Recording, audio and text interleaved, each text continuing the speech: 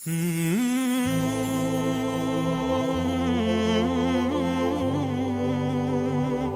الرحمن الرحیم، الصلاة والسلام علی رسولہ الکریم وعلی آلہ وصحبہ اجمعین۔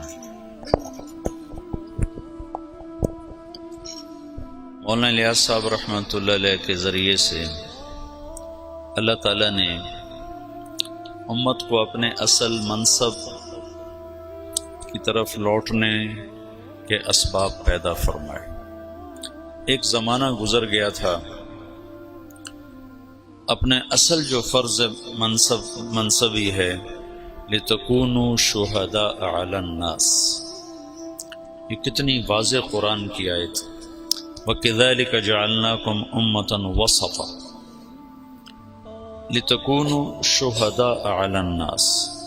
عام طور پہ اس کو شہداء علی الناس آخرت کے ساتھ جوڑ دیتے ہیں کہ قیامت کے دن تم لوگوں کے سامنے اس بات کی گواہی دو گے کہ نبیوں نے تیرا پیغام پہنچایا تھا۔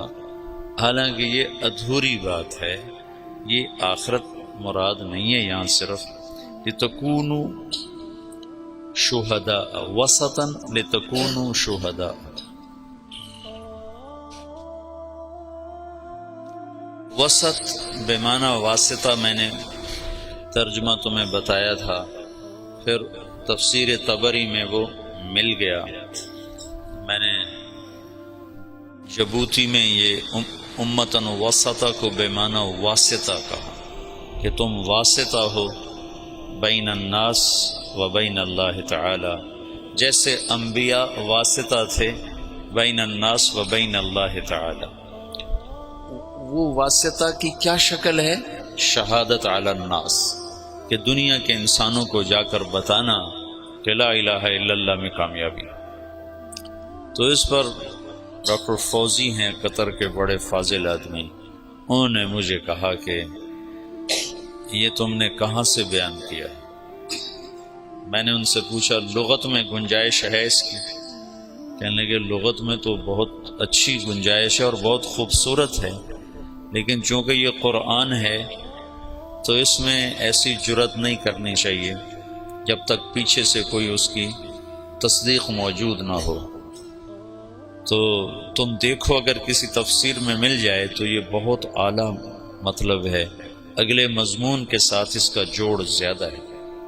پھر واپس آ کر میں نے سب سے قدیم تفسیر طبری کو دیکھا تو اس کے آخر میں یہ مطلب انہوں نے لیا ہے جو اس وقت میں نے بیان کیا کہ امت واسطہ ہو، ویسے تو ہے وسطہ عدلا معتدل، افراط و تفریط جو یہود و نصارہ میں ہے اس سے مبرہ ہو، لیکن یہ مطلب بہت خوبصورت ہے کہ تم واسطہ ہو بین اللہ و بین الناس۔ وہ واسطہ کیسے ہو؟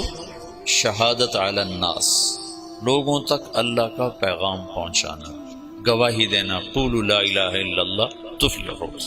اسی کی کڑی ہے پھر معاشر میں بھی یہ گواہی دینا کہ ہاں یا اللہ تیرے نبیوں نے سچ بات بتائی تھی۔ یہ بیچ میں ایک زمانہ گزرا جس میں یہ سبق محو ہو گیا۔ دعوت حق اور باطل دونوں کے ساتھ، دونوں کی تاریخ اتنی پرانی ہے جتنی انسان کی پرانی ہے۔ آدم علیہ السلام اترے، ساتھ شیطان بھی اترا، شیطان نے بھی دعوت دی اور آدم علیہ السلام نے بھی دعوت دی۔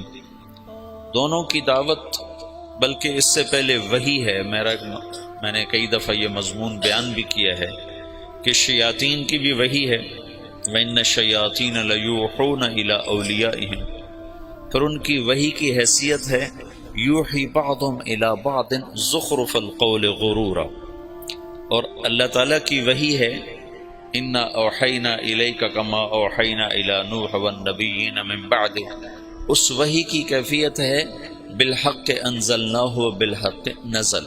شیطان کی وحی ہے زخرف القول غرورا، اور اللہ کی وحی ہے بالحق انزلناہ بالحق نزل۔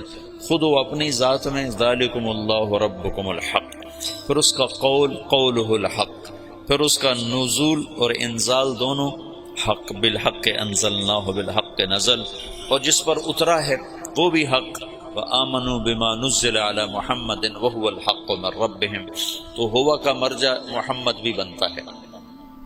تو حق سے اللہ کی وحی مزین ہے، اور زخرف القول غرورا سے شیطان کی جو وحی ہے وہ مدلس اور ملمع ہے۔ تو شیطان وحی سے شروع کرتا ہے، انبیاء اللہ بھی وحی سے شروع کرتا ہے، پھر شیطان داعی بن کے آتا ہے الا ان دعوتکم فاستجبتم لی، اور انبیاء بھی داعی بن کر آتے ہیں رب انی دعوت قومی لیلا و نہارا۔ تو یہ دونوں ایک دفعہ میں نے قرآن میں دیکھا تو ساتھ ساتھ یہ کڑیاں چلتی ہیں۔ پھر شیاطین کی دعوت میں بھی فنائیت ہے، ثم لآتینہم من بین ایدیہم ومن خلفہم وعن ایمانہم وعن شمائلہم، یہ فنائیت ہے کہ بالکل اپنے آپ کو جھونک دوں گا۔ اور انبیاء کی دعوت میں بھی فنا ہو جانا ہے، رب انی دعوت قومی لیلا و نہارا، اور لعلک باخع نفسک الا یکون مؤمنین، اور لعلک باخع نفسک علی آثارہم ان لم یؤمنوا بهذا الحدیث اسفا، اور فلا تذهب نفسک علیہم حسرات۔ یہ آیات بتاتی ہیں کہ انبیاء کیسے فنا ہو کر دعوت میں لگتے ہیں، شیطان بھی فنا ہو کے لگتے ہیں، اپنا سب کیا بما اغویتنی لأزینن لهم فی الارض ولأغوینہم اجمعین، ایسی طاقتور تعبیر اپنی وہ اللہ تعالیٰ بتا رہا ہے، یہ یوں مجھ سے کہہ رہے ہیں۔ تو میدان میں چونکہ حق ایک معنوی چیز ہے، باطل بھی ایک معنوی چیز ہے، کیفیت ہے نا، میں کہتا ہوں اللہ ایک ہے، ایک کیفیت ہے، اور ایک کہتا ہے بارش کا اللہ اور ہے، اور سورج کا اللہ اور ہے، اور اولاد کا اللہ اور ہے، وہ بھی ایک کیفیت ہے۔ میں اللہ میں شریک ٹھہراتا ہوں، اللہ نہ کرے، اور ایک اللہ، میں اللہ کو واحد مانتا ہوں، یہ کیفیات ہیں۔ تو کیفیات کو وجود میں لانے کے لیے ڈنڈا نہیں ہوتا ہے، دعوت ہوتی ہے۔ کیفیات کو اندر میں اتارنے کے لیے طاقت نہیں ہے، دعوت ہے، ڈنڈا نہیں ہے، دعوت ہے۔ اکثر انبیاء فقراء ہیں، مساکین ہیں۔ تو یہ دعوت کا سلسلہ آدم علیہ السلام سے عیسیٰ علیہ السلام تک چلا ہے، لکل قوم ہاد وَإِن مِّنْ أُمَّةٍ إِلَّا خَلَا فِيهَا نَذِيرٌ، یہ عیسیٰ علیہ السلام تک یہ۔ ایک عورت آئی عیسیٰ علیہ السلام سے مسئلہ پوچھنے، تو فرمایا بنی اسرائیل سے ہو کا؟ نہیں۔ کہا اماں میں بنی اسرائیل کی گم شدہ بھیڑوں کو تلاش کرنے آیا ہوں، میں تمہارے لیے پیغام نہیں لایا۔ لکل قوم ہاد، جالینوس اور عیسیٰ علیہ السلام کا زمانہ ایک ہے۔ یہ جوارش جالینوس یہ یونانی تھا، مصر میں رہتا تھا، موحد تھا۔ اسے کسی نے کہا کہ ایلیا میں یروشلم بیت المقدس جو آج کا نام ہے فلسطین میں ایک حکیم ہے جو مردے زندہ کر دیتا ہے۔ تو جالینوس نے کہا وہ یقیناً نبی ہوگا، مردے زندہ کرنا کسی طبیب کا کام نہیں ہے۔ تو جالینوس کے ذمہ ایمان لانا نہیں تھا عیسیٰ علیہ السلام پر، کہ وہ مصر میں ہے، بنی اسرائیل سے نہیں ہے، یونان سے ہے۔ لیکن جب اللہ نے ہمارے نبی کو بھیجا تو اللہ نے قانون بدل کر کہا تبارک الذی نزل الفرقان علی عبدہ لیکون للعالمین نذیرا وما ارسلناک الا کافۃ للناس بشیرا ونذیرا وما ارسلناک الا رحمۃ للعالمین قل یا ایھا الناس انی رسول اللہ الیکم جمیعا۔ یہ ساری آیات بتاتی ہیں کہ اللہ نے قانون بدلا، سور عالم۔ اس لحاظ سے تو کسی بڑے طاقتور، لولا نزل هذا القرآن على رجل من القريتين عظیم، جو کہا تھا مکے والوں نے، آپ ملک شام میں پیدا ہوتے یا ایران میں پیدا ہوتے، یا تمدن ہے، تہذیب ہے، قوت ہے، کسی بادشاہ کے بیٹے بن کر پیدا ہوتے تاکہ بچپن سے قوت اور طاقت ہوتی۔ یتیمی کی انتہا، ماں 6 برس کی عمر میں گئی، باپ دیکھا ہی کوئی نہیں، 8 سال کی عمر میں دادے کو بھی اٹھا لیا، اور 8 سال کی عمر میں فقر کی وجہ سے بکریاں چرانا پیشہ بن گئی۔ لوگ دیکھتے تھے کہ آپ پہاڑوں سے بکریوں کو لے کے اتر رہے ہوتے تھے، نہ سر پہ کپڑا ہوتا تھا نہ پاؤں میں جوتا ہوتا تھا، ایسا فخر تھا۔ ابو طالب کے فقر کی وجہ سے بکریاں چرا رہے، اور یہ آنے والے وقت کے سارے عالم کے نبی ہیں۔ تو اللہ تعالیٰ ابراہیم علیہ السلام کی دعا کو اب پورا فرما رہا ہے، ایک امت مسلمہ پیدا کر رہا ہے، ایک ان میں رسول پیدا، وَابْعَثْ فِيهِمْ رَسُولًا، وہ رسول بھی آ رہا ہے اب اور امت بھی آ رہی۔ اس امت کو اللہ تعالیٰ نے ایسی جگہ رکھا جہاں کوئی اور آ کے ان کے مزاج کو خراب نہ کرے، ان کی صفات کو خراب نہ کرے، ان کی زبان کو خراب نہ کرے، ان کی طبع جو فطرت ہے اسے خراب نہ کرے۔ ایک ہے بگاڑ، وہ ایسا تھا جیسے ہیرے کے اوپر مٹی آ جائے۔ 4000 سال کسی تہذیب کو اندر نہیں جانے دیا۔ سعودی عرب دنیا کا واحد ملک ہے جس میں دریا کوئی، یہ واحد ملک ہے اکیلا پوری دنیا کے نقشے میں، یہ واحد ملک ہے جس میں دریا کوئی نہیں، ورنہ ہر ملک میں دریا ہے۔ جو ملک اتنا، ویسے تو اب اتنے سے جزیرے کو بھی ملک کہتے ہیں، مالدیپ کو بھی ملک کہتے ہیں، جن کا سب سے بڑا جزیرہ ٹوٹل 11 میل کا ہے، 11 کلومیٹر کا ہے، جو ان کا مالے دارالحکومت ہے اس کا نام ہے مالے، تو اس کا ٹوٹل رقبہ 11 کلومیٹر ہے، 11 کلومیٹر اس میں ختم ہو جاتا ہے۔ اور اس کے دائیں بائیں چھوٹے چھوٹے اور جزیرے ہیں، کوئی 2500 کے قریب، کوئی آدھے کلومیٹر کا، کوئی 1 کلومیٹر کا۔ ملک جسے ملک کہتے ہیں اس میں صرف سعودی عرب ایسا ملک ہے جس میں دریا کوئی، اور یہ جزیرۃ العرب ہے، یہ واحد جزیرۃ العرب ہے جس میں بارش نہیں ہوتی۔ جزیرۃ العرب کا مطلب اس کے 3 طرف سمندر ہے، 3 طرف۔ جس ملک کے 3 طرف سمندر ہو وہ مسلسل بارشوں کی زد میں ہوتا، مسلسل۔ تو آپ سعودی عرب کا نقشہ اٹھا کر دیکھو تو خلیج عقبہ، بحیرہ احمر اور نیچے بحیرہ عرب، اور 3 طرف کے سمندر کے باوجود سعودی عرب میں سال سال گزر جاتا ہے، بارش کا قطرہ نہیں گرتا۔ بیچارے حرمین والے استسقاء پڑھ رہے ہوتے ہیں اور نماز کے اندر دعا مانگ رہے ہوتے ہیں۔ وہ میں نے یہ دیکھا جب بھی میں گیا ہوں حرم میں اور انہوں نے دعا کے لیے ہاتھ اٹھائے ہیں بارش کی، تو اللہ نے بارش ضرور کی۔ اچھا، یہ بارش کیوں نہیں ہوتی؟ 3 طرف سے سمندر ہو اور بارش نہ ہو، یہ کیا چکر ہے؟ تو اللہ تعالیٰ نے سعودی عرب کے پہاڑوں کو اس طرح رکھا ہے ترتیب کے ساتھ کہ مونسون ہواؤں کے لیے وہ رکاوٹ بن گئے ہیں، ہواؤں کے لیے رکاوٹ بن گئے۔ پہاڑوں والجبال ارساہا، پہاڑ کوئی عربوں نے تو نہیں لگائے تھے، اللہ نے ان کو اس ترتیب سے لگایا ہے۔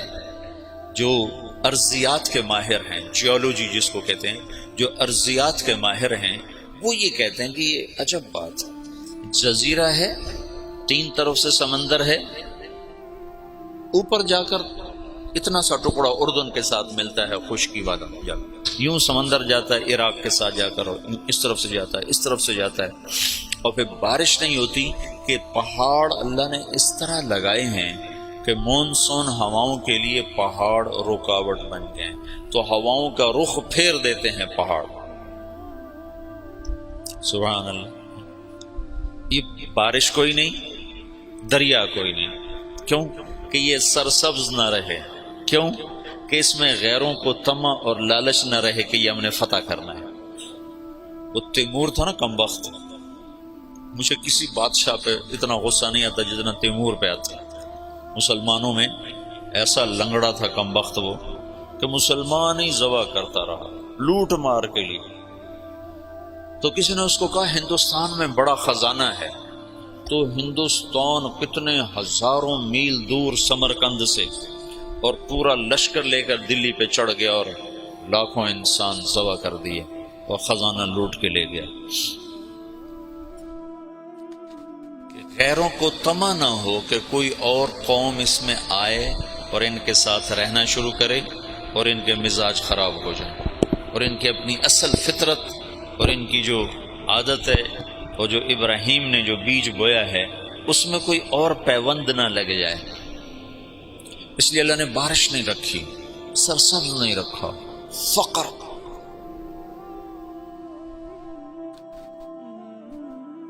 لہذا حدود کے اوپر سلطنتیں قائم کی۔ ایران نے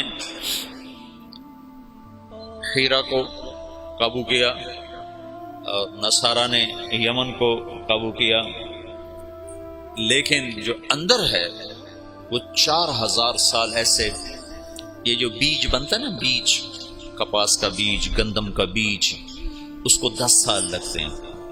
پہلے اس کو اگاتے ہیں، پھر اس کے ساتھ ایک اور کو اس کے ساتھ پیوند کرتے ہیں، پھر اس میں سے بیج آتا ہے، پھر اس کو اگاتے ہیں، پھر اس کے ساتھ دوسرا پیوند کرتے ہیں، پھر اس کو نکالتے ہیں، پھر اس کے ساتھ دوسرا لگاتے ہیں. 10 برس کے بعد ایک بیج تیار ہوتا ہے.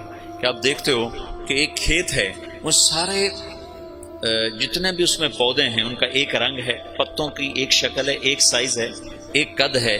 یہ ایسے نہیں ہے، اس کے پیچھے 10 برس لگے ہیں کہ ایسا بیج تیار کیا جائے جو ایک سائز کی ہر شے تیار کرے. تو محمد مصطفیٰ اور صحابہ کو تیار کرنا ہے تو یہ دنیا اسباب کی جگہ ہے. اللہ تعالیٰ ایک پل میں کر سکتا ہے، لیکن اتنی بڑی ہستیوں کو وجود میں لانے کے لیے 4000 سال کا سفر چاہیے. ایک کپاس کے بیج کو 10 سال کا سفر چاہیے. تو آخری نبی کو اور آخری نبی کے جان نثاروں کو وجود میں لانے کے لیے 4000 سال کا سفر ضروری تھا، اور اس میں کوئی اور شامل نہ ہو. انہی کو اللہ تعالیٰ خالص کرتا گیا کرتا گیا کرتا گیا کرتا گیا.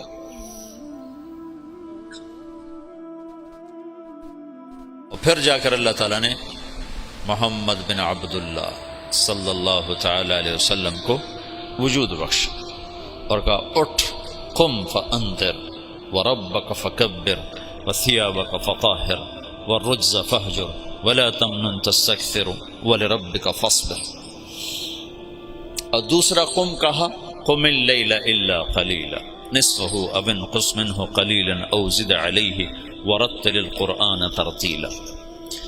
تو اللہ کا نبی موجود ہے، صحابہ موجود ہیں، اور قرآن اتر رہا ہے، اپنی جگہ پر آیت فٹ ہو رہی ہے. عمر رضی اللہ تعالیٰ عنہ نے عبداللہ بن عباس سے پوچھا یہ کیسے اختلاف ہو جائے گا؟ اللہ کے نبی نے خبر تو دی تھی کہ اختلاف ہو.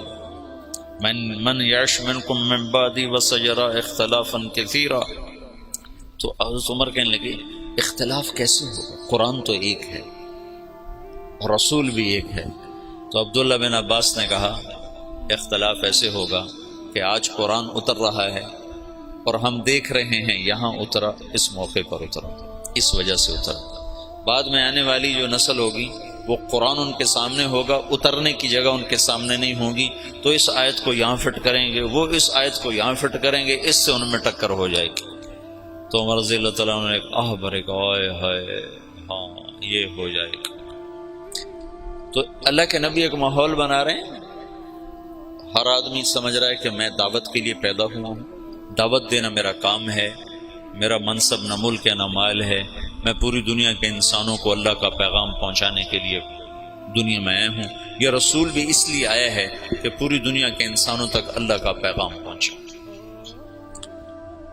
دعوت میں تقریر نہیں ہے لمبی، آپ اسلم تسلم دیکھتے نہیں ہو. اللہ کے نبی کے خطوط کتنے مختصر، اللہ کے نبی کے خطبے کتنے مختصر.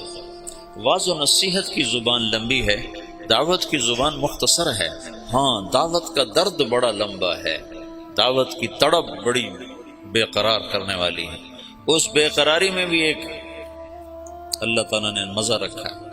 وہ مزہ دیا تڑپ نے کہ یہ آرزو ہے میری، میرے دونوں پہلوؤں میں دل بے قرار ہوتا.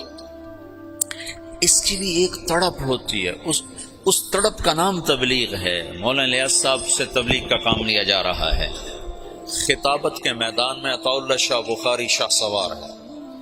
عشاء کے بعد کھڑا ہوتا ہے اور فجر کی اذان ہوتی ہے اور مجمع نہ سوتا ہے نہ اٹھتا ہے.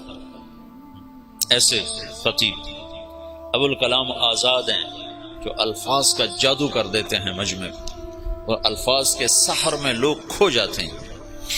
حبیب الرحمن لدھیانوی ہیں، عزیز الرحمن سیوہاروی ہیں. یہ اس زمانے کے بڑے خطبات.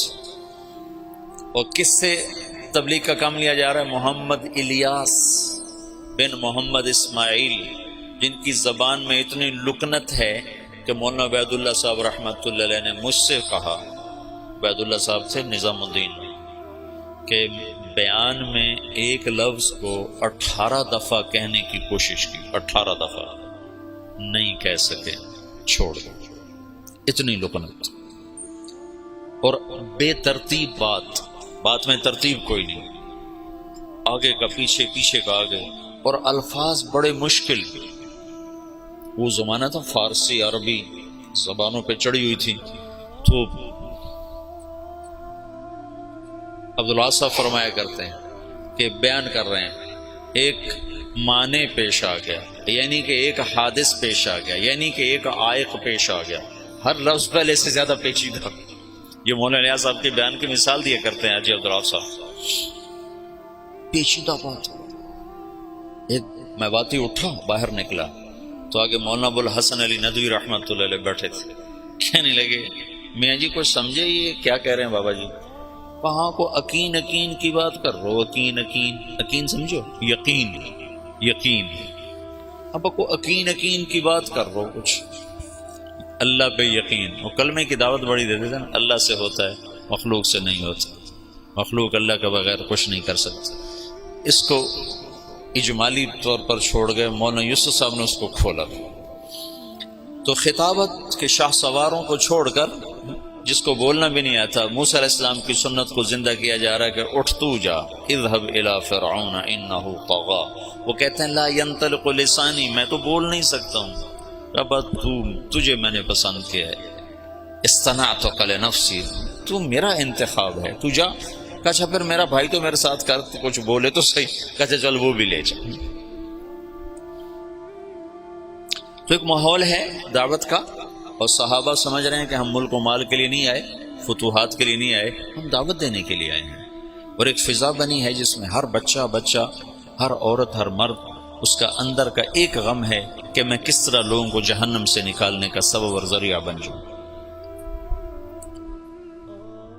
لہٰذا وہاں یہ سمجھنا نہیں پڑتا تھا کہ بھئی یہ کیا کام کر رہے ہیں، آتے ہی پتہ چل، جیسے یہاں کوئی آدمی آتا ہے کہتا ہاں بھئی یہاں پڑھائی ہو رہی، یہاں تعلیم ہو رہی۔ تو اللہ کے نبی نے دعوت کا ایک ماحول قائم کیا۔ ایسے علمی حلقے اللہ کے نبی کے زمانے میں نہیں لگے، پوچھنے، یسألونک عن المحیض، یسألونک عن الیتامى، یسألونک عن المواقع، عن الاہلہ، یسألونک عن الانفال۔ پوچھنے پر محفل لگ جاتی تھی، لیکن آؤ بے میں تمہیں مسائل سکھاؤں، ایسا کچھ نہیں ہوتا تھا۔ ترغیب کے لیے مجالس قائم کی ہیں، مسائل سکھانے کے لیے پوچھنے پر، بن پوچھے نہیں ہے۔ تو علم کے لیے الگ خاص سے کوئی جماعت نہیں بٹھائی ہے، اپنے اپنے استعداد کے مطابق ہر آدمی لیتا چلا گیا ہے۔ جب آپ دنیا سے گئے ہیں تو آپ کیا کر گئے ہیں؟ ان اللہ بعثنی کافۃ للناس رحمۃ فأدت عنی، اور اب حجۃ الوداع میں کہہ کر گئے ہیں فلیبلغ الشاہد الغائب، میرا پیغام غائبین تک پہنچانا میری امت کے ذمے ہے۔ اور دعا کر کے گئے ہیں نضر اللہ امرأ سمع مقالت فوعاها ثم اداها كما سمعها فرب مبلغ اوعى من سامع۔ اس کے بعد جب آپ 11 ہجری کو دنیا سے تشریف لے گئے ہیں اور صدیقی دور آیا ہے، تو تمام صحابہ ہیں اور آپ نے مجمل چھوڑا، متعین نہیں کیا۔ اس میں وہ کون سی کتاب ہے؟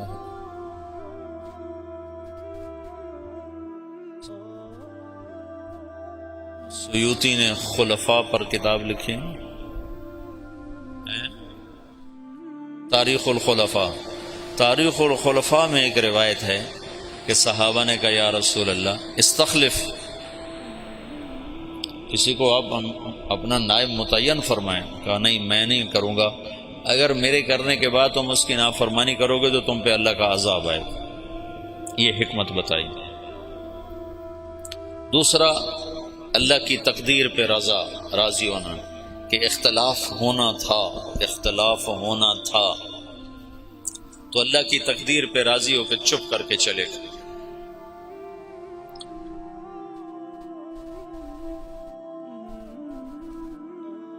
انصار کی بہت بڑی قربانی ہے اس موقع پر۔ جب آپ کا انتقال ہوا ہے تو آپ کی طبیعت پہلے ٹھیک ہو چکی تھی، ابوبکر چلے گئے حوالی، اور پیچھے صرف ازواج مطہرات ہیں۔ آپ کے انتقال پر وہ وہاں سے آئے ہیں اور افراتفری مچی ہے، رونا دھونا مچا ہے۔ مدینے میں انصار میں منافقین کی تعداد آپ کی وفات تک موجود رہی ہے، یہ تو معلوم ہے نا۔ اور وہ اللہ کے نبی کو پتہ تھا یا حضرت حذیفہ کو پتہ تھا، اور کسی کو نہیں پتہ تھا۔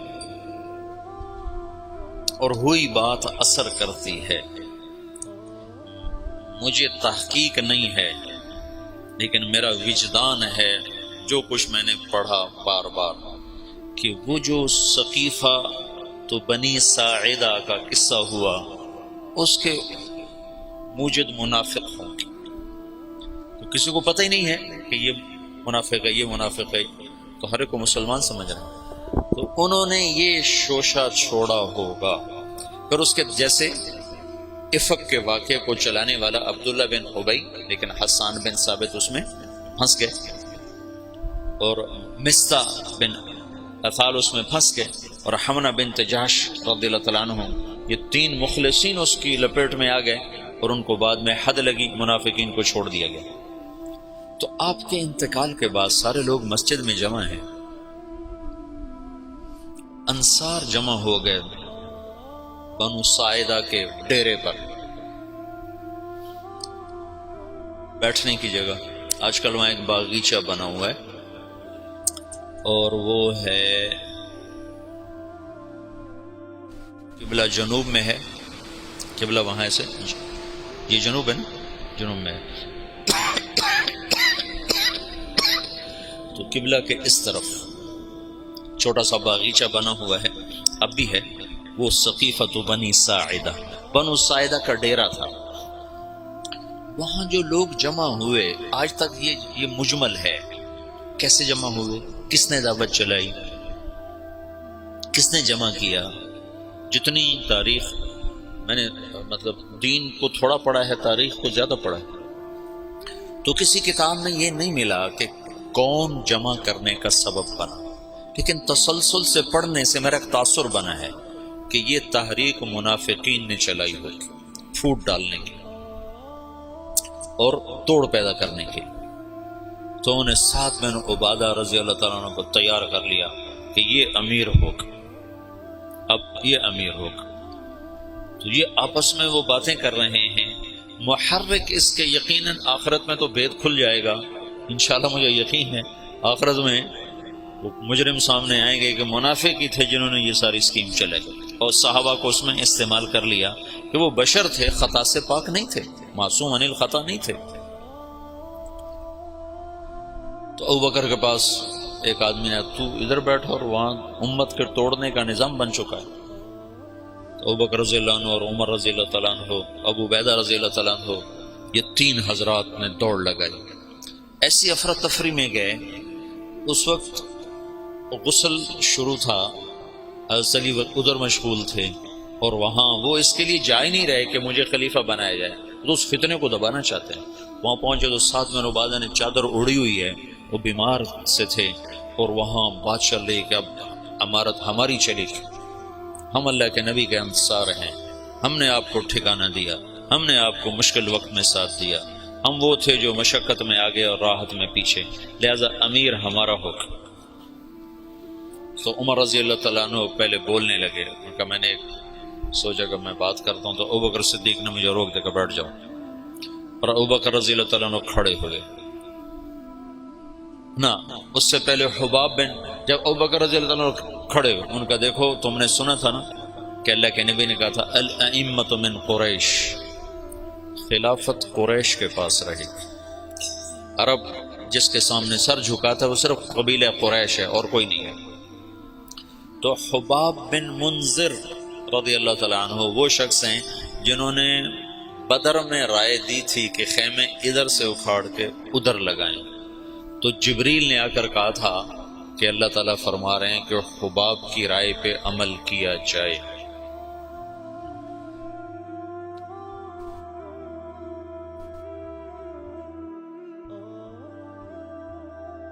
ہر انسان ہر وقت ایک حال پہ نہیں رہتا ہے، یا تو ایسی بڑی رائے دی کہ اللہ نے کہا کہ حباب کی رائے پہ عمل کیا جائے، یا ایسی رائے دی کہ توڑ دینے والا نظام بن جائے۔ تو حباب بن منذر نے کہا میں تم سب کا فیصلہ کرتا ہوں، ایک امیر مہاجرین میں سے ہوگا، ایک انصار میں سے ہوگا، ایک تلوار، ایک میان میں دو تلواریں کہاں آئیں؟ تو ابوبکر رضی اللہ تعالیٰ عنہ کو سختی سے ڈانٹ دیا، بیٹھ جائے، امت کی وحدت کو فرقت میں تبدیل نہ کر، کو ڈانٹ کے بٹھا دیا۔ پھر مختصر تقریر فرمائی کہ یہ امر اس وقت تک سلامت ہے جب تک امامت قریش کے پاس، تم ہمارے انصار ہو اور وزراء ہو، ہم تمہارے امراء ہیں، میری طرف سے یہ عمر حاضر ہے، ابو عبیدہ حاضر ہے، اس میں سے کسی کے ہاتھ پر بیعت کر۔ تو عمر رضی اللہ عنہ نے ایک دم کھڑے ہو کر کہا جس کو اللہ کے رسول نے مصلی پہ کھڑا کیا وہی ہمارا خلیفہ ہے۔ نمازیں پڑھائی نے 17، تو حضرت عمر نے بیعت کی تیزی کے ساتھ، ابو عبیدہ نے اس کے پیچھے۔ پھر اللہ تعالیٰ کی غیبی مدد آئی، انصار کی یہ قربانی۔ زندگی میں ایک اصول سیکھو، اللہ تمہیں توفیق دے، مجھے توفیق دے، میں نے اس میں بہت نفع پایا، اپنی رائے سے پیچھے ہٹ جانا سیکھو۔ رائے پہ جمنا تو طبعی چیز ہے، رائے پہ اصرار تو فطری چیز ہے۔ بچہ بھی کہتا ہے میں نے ادھر جانا ہے، میں نے ادھر جانا ہے، ماں کہتے نہیں جانا تو وہ روتا ہے۔ اتنی چھوٹی عمر سے رائے کا اصرار شروع ہو جاتا ہے، تو رائے سے ہٹنا سیکھو بشاشت کے ساتھ۔ جب رائے کے خلاف ہوتا نا تو دل تنگ پڑ جاتا اور طبیعت بجھ جاتی۔ تو یہ ایک اللہ کی طرف سے سبق تھا۔ انفرادی سطح پر آگے آیا خالد بن ولید کا قصہ، اور اجتماعی سطح پر آیا انصار مدینہ کی طرف سے۔ اجتماعی سطح پر انصار مدینہ ایک دم پیچھے ہٹا اپنی رائے سے بشاشت کے ساتھ، امت بن کے۔ اگر وہ نہ ہٹتے تو پہلے دن ہی توڑ تھا، اگر وہ ہٹتے اور دل ان کے ساتھ نہ ہوتے تو بھی توڑ تھا۔ وہ ہٹے بھی صحیح اور دل بھی کھول دیے، سینے کھول دیے۔ تم چلے میں جاتے ہو، یہ سال والے سال میں جائیں گے، یہ صرف چلے اور سال کی بات نہیں، تم گھر میں ہوتے ہو، مدرسے میں ہوتے ہو، رائے کا اختلاف ہوتا ہے، تو اپنی رائے دینا بھی سیکھو، اپنی رائے کے خلاف ہونا بھی سیکھو، اور اپنی رائے کے سے ہٹ جانا بھی سیکھو۔ یہ رائے دینے سے زیادہ مشکل کام ہے، اور میں نے ہٹنے میں بڑے نفع دیکھے، بڑے نفع دیکھے، بڑے نفع دیکھے۔ مجھے تو 22 سال ہو گئے ہٹتے ہوئے اور پیچھے ہوتے ہوئے، لیکن میں نے کبھی نقصان نہیں دیکھا۔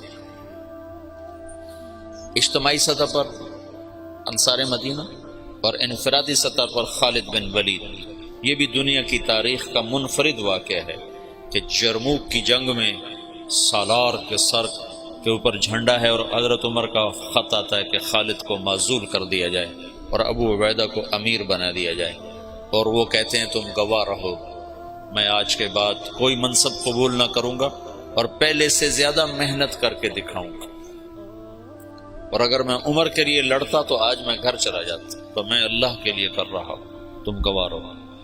خالد بن ولید پہلے انتقال کر، عمر رضی اللہ عنہ بعد میں فوت۔ خالد بن ولید نے 60 سال بھی پورے نہیں کیے، 58-59 سال کی عمر میں انتقال فرما گئے تھے۔ تو عمر رضی اللہ تعالیٰ عنہ بعد میں نے ایک کتاب میں پڑھا، مجھے اب نہ کتاب یاد ہے نہ زمانہ یاد ہے، لیکن مضمون یاد ہے کہ عمر رضی اللہ عنہ نے فرمایا میں نے خالد کو سمجھنے میں خطا کھائی، میں نے خالد کو سمجھنے میں خطا کھائی، لیکن یہ ضروری تھا، اس واقعے کا ہونا بہت ضروری تھا کہ آئندہ اندھیرے آنے والے ہیں، ان میں کچھ شمع روشن ہونی چاہیے، ان میں کچھ دیے جلنے چاہیے، ان میں کچھ چاند چمکنے چاہیے، تاکہ نہ ماننے والوں پر حجت قائم ہو اور بھٹکے ہوں کو راستہ مل جائے کہ یوں بھی رائے سے ہٹا جاتا ہے، یوں بھی قربانی دی جاتی ہے۔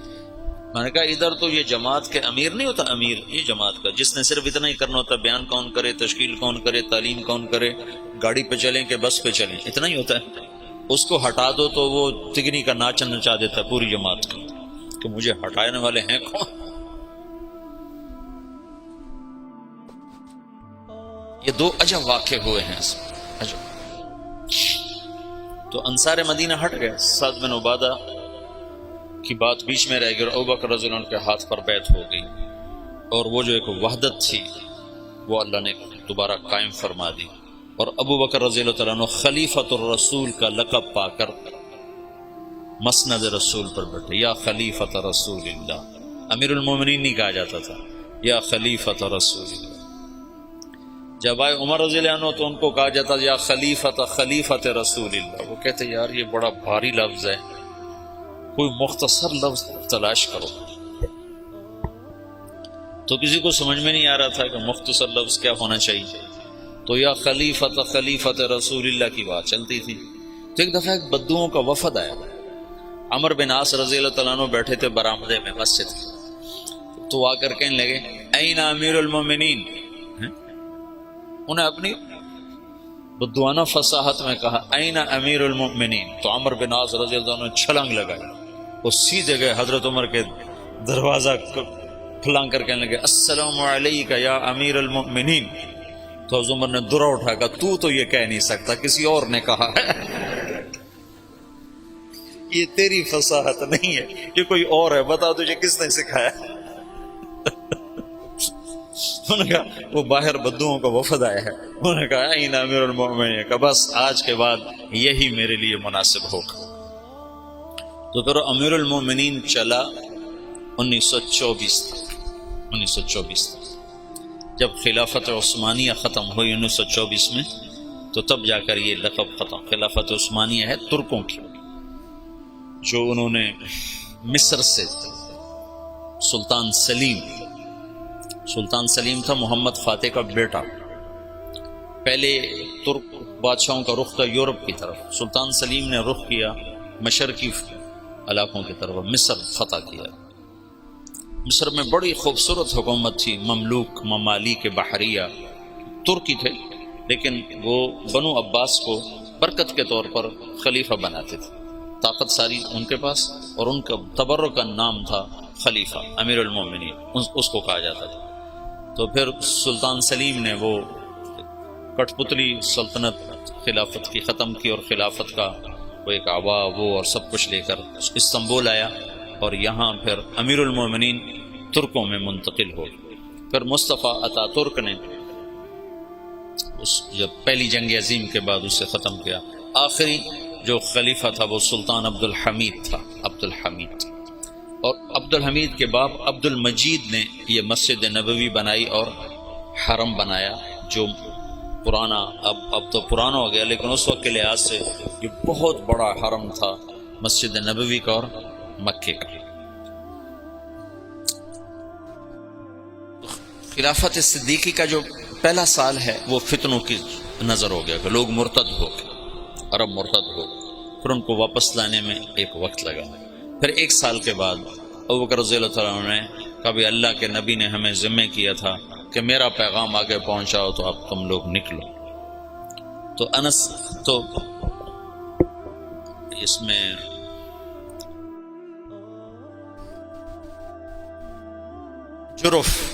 جرف میں آ کر قافلے جمع ہونے شروع ہوئے صحابہ کی، تو جب وہ ان کو روانہ کرنے کے لیے تشریف لائے تو کہنے لگے یہ تھوڑے ہیں، بہت بڑی مہم ہے، آدمی کون مہیا کرے گا؟ تو انس رضی اللہ تعالیٰ نے کہا میں حاضر ہوں۔ تو انہیں سارے عرب کا چکر لگایا، تو پھر کوئی 1,00,000 کے قریب عرب کٹھے ہوئے، صحابہ بھی تابعین بھی، اور ان کو 6 حصوں میں تقسیم کیا۔ 4 لشکر بھیجے شام، 2 بھیجے عراق، خالد بن ولید اور مثنى بن حارثہ کو بھیجا عراق، اور یزید بن ابی سفیان ان کو دمشق کی طرف، ابو عبیدہ بن جراح کو حمص کی طرف، عمرو بن عاص کو فلسطین کی طرف، اور شرحبیل بن حسن ان کو شام کی طرف۔ یہ 4 لشکر ادھر اور 2 لشکر عراق کی طرف۔ یہ جو جانے والے ہیں ان کے سامنے صرف دعوت ہے اور کچھ نہیں، جو بھیجنے والے ہیں ان کے سامنے صرف دعوت ہے اور کچھ نہیں، کہ ہم لوگوں کو قتل کرنے نہیں جا رہے، ان کا ملک چھیننے نہیں جا رہے، ان کو اللہ کا پیغام سنانے جا رہے۔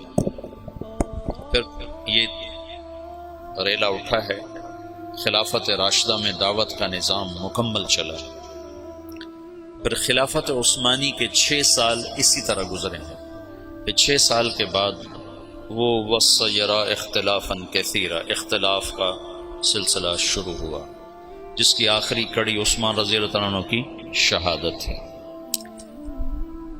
مسجد قباء میں کھڑے ہو، قبلے کی طرف منہ کرو تو سیدھے ہاتھ ایک میدان اب بن گیا ہے، کھجوریں لگی، یہاں کنواں ہوتا تھا، اس کا نام تھا عریس۔ تو اللہ کے نبی کی انگوٹھی منتقل ہوئی ابو بکر کی طرف، پھر ہوئی عمر کی طرف، پھر ہوئی عثمان کی طرف۔ عثمان رضی اللہ تعالیٰ عنہ بیر عریس پر کھڑے ہیں، وضو کرنے لگے تو خادم کو انگوٹھی پکڑائی، اس نے یوں ہاتھ کیا، انہیں ایسے رکھی، اس کے ہاتھ سے پھسلی اور کنویں میں چلی گئی۔ تو عثمان رضی اللہ عنہ نے کنویں کا سارا پانی نکلوا دیا اور نیچے سے مٹی کھدوا دی اور انگوٹھی نہیں ملی، اٹھا لی اللہ تعالیٰ خاتم نبوت۔ میں نے وہ کنواں فوٹو میں دیکھا ہے، ویسے نہیں دیکھا، چھوٹا سا کنواں، اور اس میں پانی بھی اتنا زیادہ نہیں ہوتا تھا، عرب کے کنویں میں تھوڑا سا پانی ہوتا تھا۔ سارا ڈھونڈ مارا، انگوٹھی نہیں۔ اس انگوٹھی کے گم ہوتے ہی اختلاف اور افتراق، اور عبداللہ بن سبا جو یہودی تھا اور مسلمان بن کے داخل ہوا، جو شیعہ مذہب کی بنیاد بننے جس نے ڈالی، وہ اختلاف چلتے چلتے چلتے چلتے آخر حضرت عثمان رضی اللہ عنہ کی شہادت پر ختم ہوا۔ اللہ کے نبی نے حضرت عثمان سے فرمایا تھا، میرے بعد تجھ سے خلافت کی کرتے کو اتارنے کے لیے کہا جائے گا، تم نے کرتا نہیں اتارنا، شہادت کو قبول کرنا ہے، ورنہ تیرا میرا آخرت میں جوڑ نہیں ہو سکے گا، مجھ سے مل نہ پاؤ گے۔ تو ان لوگوں نے مطالبہ کیا، فسادیوں نے، کہ تم حکومت چھوڑ دو، ہم تمہیں کچھ نہیں کہتے۔ کہا یہ تو میں نہیں چھوڑوں گا، میں صابر محتسب قتل ہو جاؤں گا، یہ کام نہیں کروں گا، شہید ہو گئے۔ تو علی رضی اللہ تعالیٰ عنہ وہ خلیفہ بنے، انتہائی تشویشناک حالات۔ حسن آئے، کہنے کہ ابا خلافت قبول نہ کر ورنہ تیرے اوپر قتل عثمان لگ جائے گا۔ حسن رضی اللہ عنہ اتنے صاحب فراست تھے کہ انتہا کی بات، کہ ابا خلافت قبول نہ کر، تیرے اوپر قتل عثمان کا داغ لگ جائے گا۔ کہا میرے اوپر کیسے لگ سکتا، میں تو بری ذمہ ہوں۔ اچھا پھر دیکھ لیں۔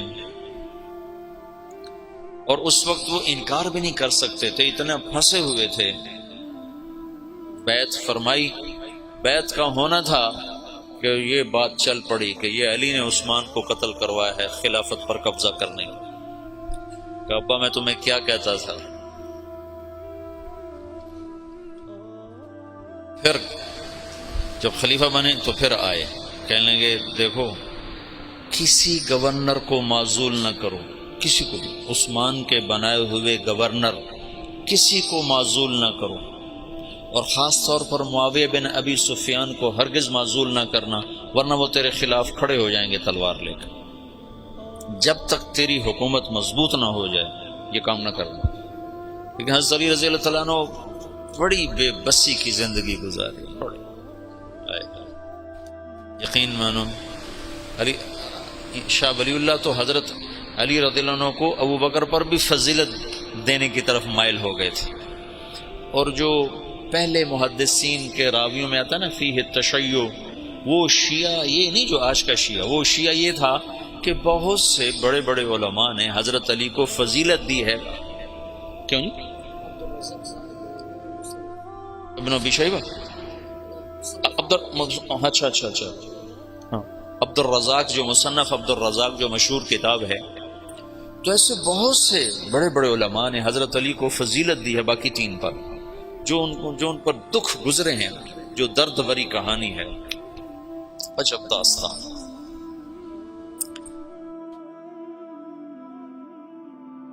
انہیں معزول کر دیا، حضرت معاویہ رضی اللہ عنہ کو معزول کرنا تھا، وہ کھڑے ہو گئے۔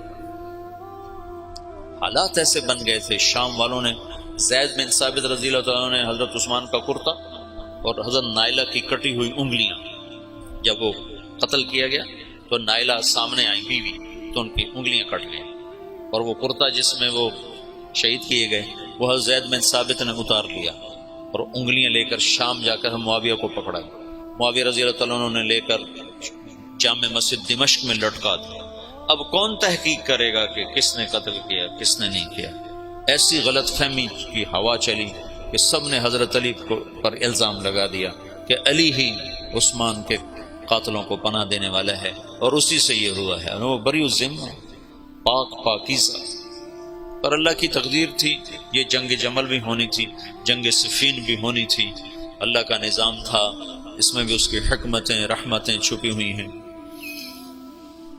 تو حالات ایک دم، وہ جو دعوت کا ریلا تھا وہ آپس کے ٹکراؤ کی طرف چلا گیا، اور دعوت کے کام کو پہلا جھٹکا لگا ہے 26 سال کے بعد۔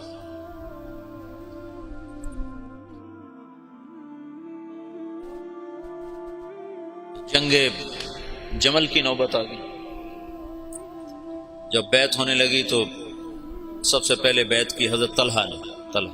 ان کا یہ ہاتھ بیکار ہو گیا تھا احد کی لڑائی میں نا، تلوار وہ تیروں کو سہتے سہتے، جو اللہ کے نبی پر تیر آتا تو آگے ہاتھ کر دیتے تھے، تو سارا ہاتھ ختم ہو گیا تھا، وہ الٹے ہاتھ سے لڑتے تھے۔ اس کے بعد تو انہوں نے جب بیعت کی نا تو ایک آدمی نے کہا اوہو یہ بیعت تو ٹھیک نہ ہوگی، وہ بیکار ہاتھ سے کی نا، تو انہوں نے فال لی اس سے، اللہ کے نبی بھی فال لیتے تھے، کَإِنَّ هَذِهِ الْبَيْعَةَ لَا تَطِعُ، یہ کام سرے نہیں چڑھے گا۔ 4 سال دکھ سہتے سہتے آخر شہید ہو، اتنے دکھی ہو گئے تھے آخری دنوں میں حضرت علی کہ اپنی یوں داڑھی پکڑ کے کہتے تو کب رنگین ہو، تو کب رنگین ہو، کیونکہ اللہ کے نبی نے کہا تھا علی تو اس وقت تک نہیں مر سکتا جب تک تیری داڑھی تیرے خون سے رنگین نہ ہو جائے، تیرے سر کے خون سے رنگین نہ ہو جائے۔ اور صالح علیہ السلام کی اونٹنی کا قاتل اشقا تھا، میری امت کا اشقا وہ ہوگا جو تجھے قتل کرے گا۔ تو پھر ایسے داڑھی کو پکڑ کر کہتے تو کب رنگین ہو، پھر کہتے وہ اشقا کدھر ہے، وہ اشقا کدھر ہے، وہ آتا کیوں نہیں، وہ کدھر ہے؟ اتنے دکھی ہو گئے تھے، بے وفائی، لوگوں کی جفا۔ حضرت معاویہ رضی اللہ عنہ کو شام کا ٹکڑا ملا جو بڑے سلیقے والے، بڑے طریقے والے، بڑے وفادار، اور حضرت علی رضی اللہ عنہ کو کا امتحان بڑا تھا، بڑوں کے امتحان بھی بڑے، ان کو عراق ملا جہاں کے لوگ منافقانہ عادات اور ہر جتنے بھی عیب، اس لیے تو حجاج اللہ نے ان پہ مسلط کیا، عراق والوں پہ بھرے ہوئے، بے وفائیوں سے بھرے ہوئے۔ تو اس کا آخری نتیجہ حضرت علی کی شہادت پہ نکلا۔ جنگ جمل ہوئی، اس میں حضرت طلحہ جیسے، حضرت زبیر جیسے شہید ہوئے۔ جب آپس میں ٹکرائے نا صلح ہو گئی، لیکن جو لوگ عبداللہ بن سبا کے ساتھی تھے، میں تمہیں تفصیل تو نہیں بتا رہا، صرف اشارے کر رہا ہوں، تبلیغ کا تھوڑا سا پس منظر بتانا چاہتا، دعوت کی تاریخ بتانا چاہتا کہ جب تم چھٹیوں میں جاؤ تو بشاشت سے جاؤ، ہمارے ڈنڈے کی وجہ سے نہ جاؤ۔ جو ڈنڈے کی وجہ سے جاتے ہیں وہ موبائل سے کھیلتے رہتے ہیں، ادھر تعلیم ہوتی ہے ادھر وہ موبائل سے کھیل رہے ہوتے ہیں، ادھر گشتور ہوتا ہے ادھر وہ اپنے اخبار بیٹھے پڑھ رہے ہوتے ہیں۔ تو ایسا چلہ مجھے نہیں چاہیے، گھر چلے جاؤ زیادہ بہتر ہے۔ میں چاہتا ہوں تم بشاشت کے ساتھ اللہ کی راہ میں نکلو کہ تمہیں فائدہ تو ہو، تمہیں نفع تو ہو، اپنے نفس کے ہاتھوں نہ مارے جاؤ، یہ ہماری وجہ سے نہ تم ایسے ہی علی رغم انف نہ جاؤ، بے بشاشت القلوب جاؤ۔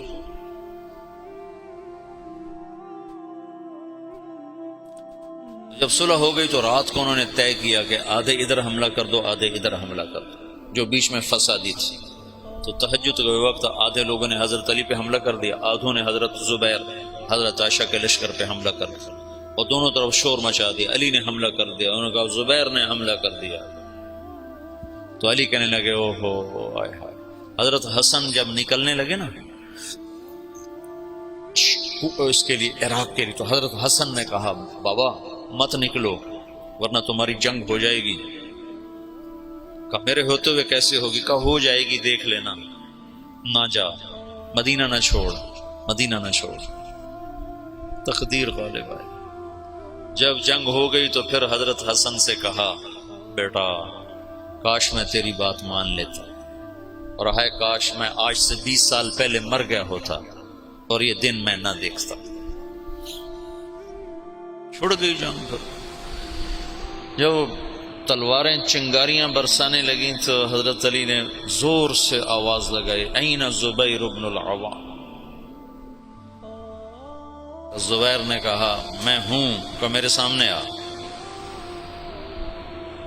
اللہ اکبر، عشرہ مبشرہ آمنے سامنے۔ تو کہا تمہیں وہ دن یاد ہے جب تو اور میں مسجد میں اکٹھے آئے تھے، ہاتھوں میں ہاتھ دیے پکڑے ہوئے لیے ہوئے تھے، اور اللہ کے نبی نے تم سے پوچھا تھا تمہیں علی سے محبت ہے؟ تو تم نے کہا تھا ہے۔ تو اللہ کے نبی نے کہا تھا ایک دن آئے گا تو اس کے خلاف تلوار اٹھائے گا اور تو اس وقت حق پہ نہیں ہوگا۔ کہا یاد ہے؟ ہاں یاد آ گیا۔ کہا تو میرے خلاف تلوار اٹھاتا؟ ان تلوار ایسے ڈالی، گھوڑے کو واپس موڑ۔ تو عبداللہ بن زبیر وہ روح رواں تھے لشکر عائشہ کی، کدھر جاتے ہو؟ کہاں جا رہے ہو؟ کہا وہ علی نے مجھے ایک بات یاد دلا دیا، میں واپس جا رہا ہوں، میں نہیں لڑوں گا۔ کہا ہمیں جنگ میں جھونک کے خود واپس جا رہے ہو؟ کہا میرے سامنے حق آ چکا ہے، اب میں ہاتھ نہیں اٹھا سکتا۔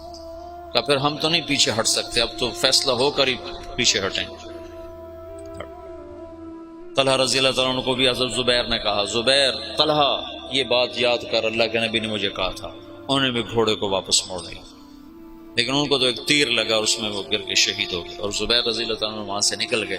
آگے ایک جگہ سوئے ہوئے تھے تو ابن جرموز نے سوتے سوتے ان کو قتل کر کے ان کا سر کاٹ کے حضرت علی کو آ کر پیش کیا۔ تو حضرت علی نے فرمایا زبیر کے قاتل کو جہنم کی بشارت ہے۔ اللہ کے نبی نے کہا تھا جو زبیر کو قتل کرے گا وہ جہنم کا ایندھن ہے، تو آپ نے کہا زبیر کے قاتل کو جہنم کی بشارت ہو۔ تو اللہ نے یوں سچ کیا کہ میں تیری خاطر تیرے سب سے بڑے دشمن کو قتل کر کے آیا، اور تو مجھے دوزخ کی بشارتیں سناتا ہے، اور تلوار لے کر اپنے گلے پر پھیر دی، خودکشی کر کے مر گیا۔ جہنم سچ ہوگی۔ حضرت طلحہ کی لاش پہ گزرے حضرت علی تو ان کا ہاتھ پکڑ کے نہ یہ چوما اور رونے لگے کہ یہ وہ ہاتھ ہے جس نے اللہ کے نبی کے لیے احد میں ڈھال کا کام دیا تھا اور تیروں کو سہتے سہتے شل ہو گیا تھا۔ اور عبداللہ بنو زبہ نے حضرت عائشہ کے اونٹ کو گھیرے میں لیا ہوا تھا، اور ایسے لوہے کی دیوار بن گئے تھے بنو زبہ کو تو حضرت عائشہ ہی بخشوا جائیں گے انشاءاللہ۔ کہتے ہیں الموت احلی عندنا من العسل نحن بنو زبة اصحاب الجمل نحن بنو الموت اذ الموت نزلی ننعبن عفان باطراف الاسل ردوا علینا شیخنا ثم بجلی۔ یہ رجز پڑھ رہے تھے اور جان کی بازی لگا رہے تھے۔ ایک دفعہ ایک شخص ملنے آیا حضرت عائشہ رضی اللہ تعالیٰ عنہ سے، کہا کہاں سے ہو؟ کہا میں بنو زبہ سے ہوں۔ کہا ایک نوجوان میرے اونٹ کے پاس شعر پڑھ رہا تھا، اس کو جانتے ہو؟ کون؟ کہا وہ تو خود تو پردے میں تھے۔ کہا ایک نوجوان کے آواز آ رہی تھی، کہہ رہا تھا یا امنا خیر ام نعلم،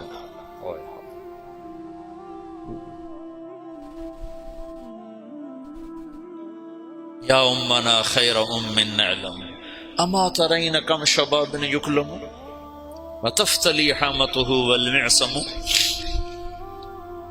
تو وہ کہنے لگا جی وہ میرا سگا بھائی تھا۔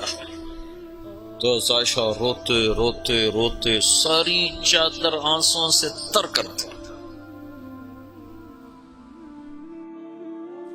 ایسے ایسے شاہ سوار اس دن شہید ہوئے جو اکیلے اکیلے ہزاروں پر بھاری تھے طرفین سے۔ آخر میں عبداللہ بن زبیر رضی اللہ تعالیٰ عنہ نے حضرت عائشہ کے اونٹ کو پکڑا پھر آخر تک وہ جمے، ورنہ جو آتا تھا وہ قتل ہو جاتا، یا وہ قتل ہو جاتا یا قاتل یا حملہ آور قتل ہو جاتا تھا۔ ایک دو بڑے شاہ سوار آمنے سامنے آئے، دونوں ایک ایک ہزار پر بھاری تھے، ایک ادھر ایک کے ہاتھ میں حضرت عائشہ کا اونٹ، دوسرا حضرت علی کی طرف سے، دونوں ایک دوسرے کے وار سے ایک وقت میں ختم ہو کے گر گئے۔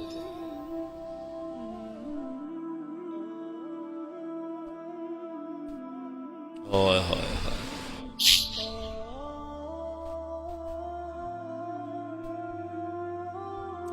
پھر وہ آخر حضرت علی نے کہا اونٹ کو گراؤ ورنہ جنگ ختم نہیں ہوگی، اونٹ کو گراؤ۔ پھر انہوں نے اونٹ پر وار کیے، اونٹ گرا۔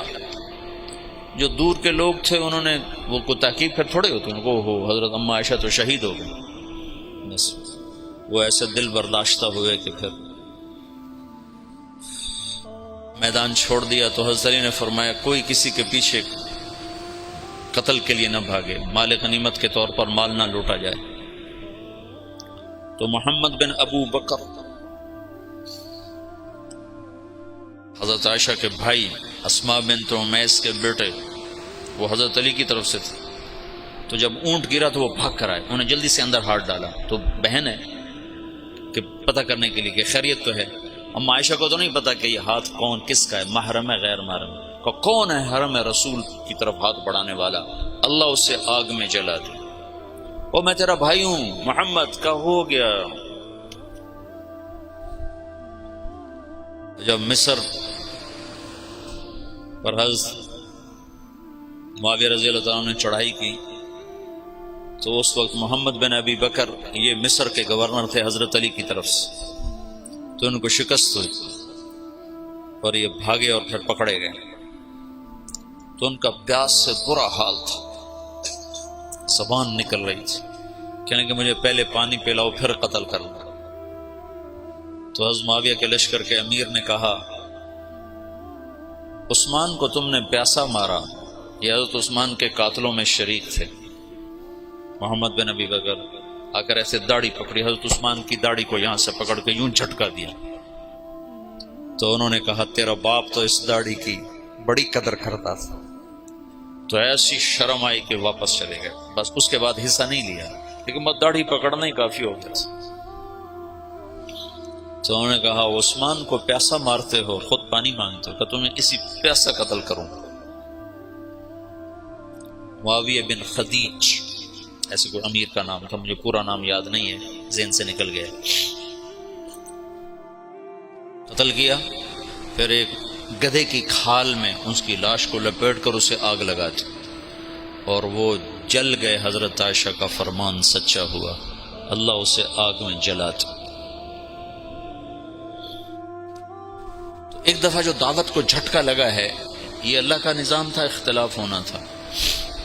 حضرت علی کی شہادت پر ایک دور ختم ہوتا ہے، حضرت حسن رضی اللہ عنہ خلیفہ بنتے ہیں، پھر وہ 6 مہینے بعد حضرت معاویہ کے حق میں دستبردار ہو جاتے ہیں، اور پھر دوبارہ دعوت کا دور چلتا ہے، اور پھر دعوت اپنے اعلیٰ قدم و ساق قائم ہوتی ہے، اور پھر وہ اسلام کی ریل پیل لہل بہر دوبارہ واپس آتی ہے جب حضرت معاویہ رضی اللہ تعالیٰ عنہ خلافت کو سنبھالتے ہیں۔